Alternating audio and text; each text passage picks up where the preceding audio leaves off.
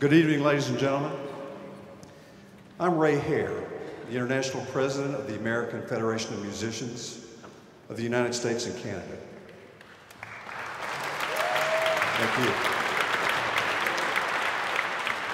Hasn't this just been the most wonderful music that you've ever heard tonight? It's really incredible. But tonight I'm here on behalf of the entire membership of the American Federation of Musicians to welcome you and to again welcome you to an outstanding concert presentation produced and presented by the members of the Grammy Award-winning San Francisco Symphony Orchestra, which itself was out on strike but has recently returned to work, having reached an agreement.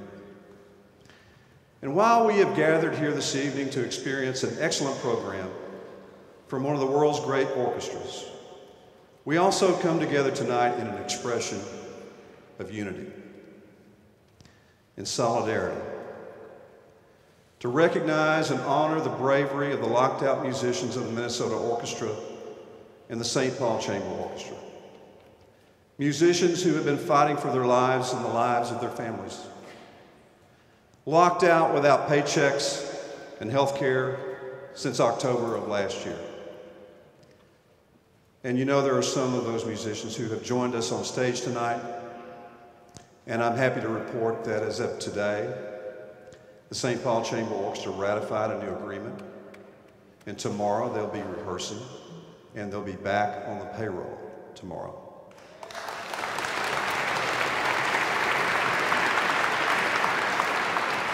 That's a very good thing. The two lockouts were imposed in Minneapolis and St. Paul on the heels of lockouts in Atlanta and Indianapolis, all engineered by the managers of those orchestras and their boards of directors, whose goal should be to strengthen the cultural environment in their communities instead of destroying it. In Minneapolis and St. Paul, as in Indianapolis and Atlanta, orchestra executives made the conscious decision to inflict pain and suffering upon musicians who bring beauty to the senses, pride to our community, and joy to the world. After decades of devoting themselves to their craft and their respective institutions, tonight our musicians find no bread on their table, no money for the doctor, no money for the medicine they need, no nothing, unless they agree to immediate pay cuts of 30 to 50%. What kind of so-called community leadership would do this to musicians of the symphony orchestra, the artistic treasure of any city? And while we come together to enjoy the unique concert experience produced tonight by musicians who collectively represent hundreds of years of education and experience in the practice of their craft, we also must mourn the losses in Minneapolis and St. Paul. The irreparable artistic loss of concerts that were never performed, passion that was never conveyed, inspiration that was never achieved, precious notes that were never played. We mourn the loss of all the joy missed by our audiences because the stages were dark and the doors of the concert halls were all locked up. The ladies and gentlemen of the orchestras were barred from entry and could not perform. What kind of leaders would do this to their community? Well, I'm fixing to tell you. Let me answer just a little bit of that. We know the Minnesota Orchestra Board has raised somewhere over $50 million for a concert hall renovation that will be completed in just a few months. We know that according to the most recent public documents that I have, the orchestra had assets of over $192 million, and that was an increase of $9.4 million from the year before. We know their president, Michael Henson, earns $390,000 a year. And I had a question a while ago. Someone asked me a question. I'm going to answer it right now. We know the music director, Maestro Vanska, who has been so very supportive of those musicians. We know his annual base salary is $1 million.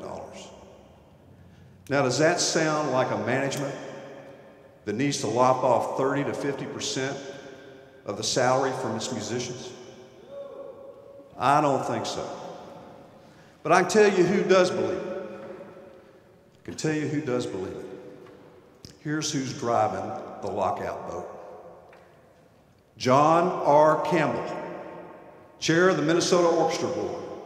He's the executive vice president and director of government community relations, Wells Fargo Bank in Minneapolis. It's Wells Fargo Bank. Billion-dollar bailouts.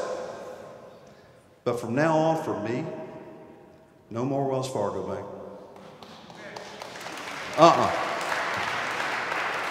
No more Wells Fargo ATMs in the airport for me. No more Wells Fargo credit cards. I will never, ever have a Wells Fargo bank account, and I will never, ever, again, ever walk in the door of a Wells Fargo bank. Because of how their executives treat musicians. They have deliberately abused musicians for months on end. Then there's Richard K. Davis, the immediate past chair of the Minnesota Orchestra Board. He's chairman, president, CEO of U.S. Bank Minneapolis.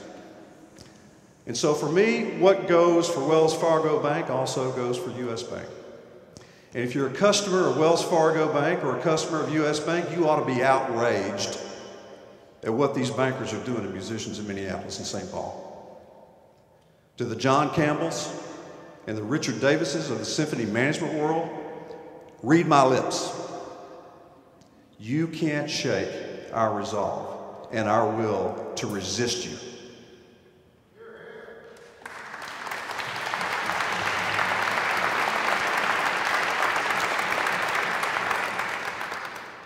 In the face of your attempts to intimidate us, your decision to lock us out, and your efforts to starve us into submission, we come together tonight to perform our music, and we will do it as we have always done it. Absolutely, perfectly. We will turn your threats into another opportunity to bring beauty and joy to the world. In the face of adversity, we put our faith in each other and what is very, very good. We put our faith in our music and our unity. In the face of cruelty, we choose to bring comfort and joy to our audiences. There is no better expression of unity, no better demonstration of courage, particularly toward those who would destroy rather than build. As a union, we stand together. An injury to one is an injury to all. And that is why we perform tonight with this great symphony orchestra in this great city of San Francisco, where the Dallas Cowboys have so much trouble, unfortunately. We perform tonight for the benefit of our locked out brothers and sisters in the Minnesota Orchestra and for our brothers and sisters in the Saint Paul Chamber Orchestra. Music is the message we share with you tonight. There is no better emblem of solidarity than the power of our music. And that is why these lockouts will never beat us. We thank God tonight for giving us the power and the spirit of our music. We ask God to watch over the locked out musicians of the Minnesota Orchestra and the Saint Paul Chamber Orchestra. Every member of the American Federation of Musicians throughout the United States and Canada and all over the world tonight stand united as one. Thank you, ladies and gentlemen. God bless this great orchestra. God bless the musicians of the Minnesota Orchestra and St. Paul Orchestra. And God bless all of you. Thank you.